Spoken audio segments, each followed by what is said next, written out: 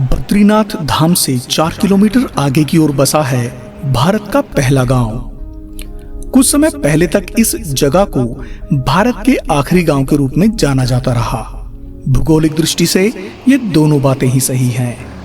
समुद्र तल से 10,500 फीट की ऊंचाई लिए यह रहस्यमय स्थान अत्यंत सुंदर स्वर्ग सा प्रतीत होता है। भारत के प्राचीन इतिहास में इस छोटे से गांव का अपना महत्व है। यहीं पर महाभारत की रचना हुई, यहीं पर बहुत से ग्रंथ आदि लिखे गए। पांडव यहीं से स्वर्ग की राह पर गए।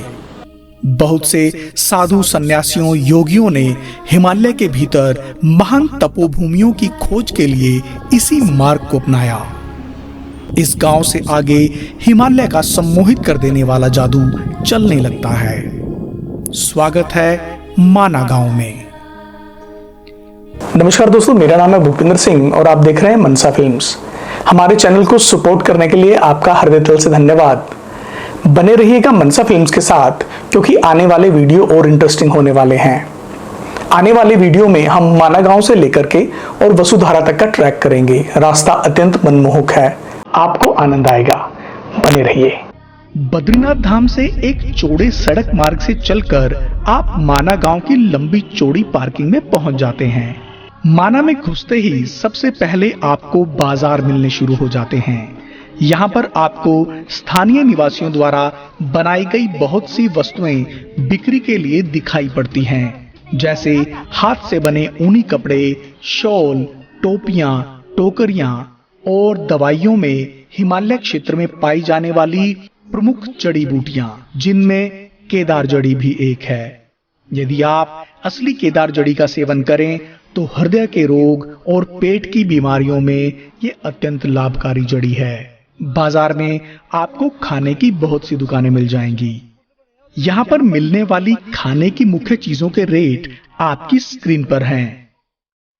एक जरूरी सूचना, इसी गांव में बहुत से होम स्टे भी आपको मिलेंगे, जिनका किराया 1,000 रुपए से लेकर 1,500 रुपए के बीच रहता है, जहां पर आपको गीजर की सुविधा भी मिलेगी। यही कमरा यदि आप बद्रीनाथ धाम में किराए पर लेंगे तो आपको 2,500 से 4,000 रुपए खर्चने होंगे। यदि आप बद्रीनाथ धाम आए तो माना में रुकना आपके लिए ज्यादा उचित रहेगा। बाजार से चलते हुए आप पहुंच जाते हैं एक दोराहे पर। एक रास्ता आपको भीमपुल होते हुए स्वर्गारोहिणी मार्ग पर ले जाता है, जिसे वसुधारा मार्ग भी कहते हैं, और दूसरा रास्ता आपको गणेश गुफा और व्यास गुफा पर ले जाता है, जहां महाभारत की रचना हुई। स्वर्गारोहिणी और वसुधारा को हम दूसरे वीडियो में दिखाएंगे। अभी चलते हैं गणेश गुफा की ओर। इसी स्थान पर महर्षि वेदव्यास जी के आग्रह पर भगवान गणेश जी ने महाभारत की रचना की। इसी गुफा के सामने आपको बहुत से कंडी वाले मिल जाएंगे, जो चलने में असमर्थ लोगों को और ऊपर व्यास गुफा तक ले जाते हैं।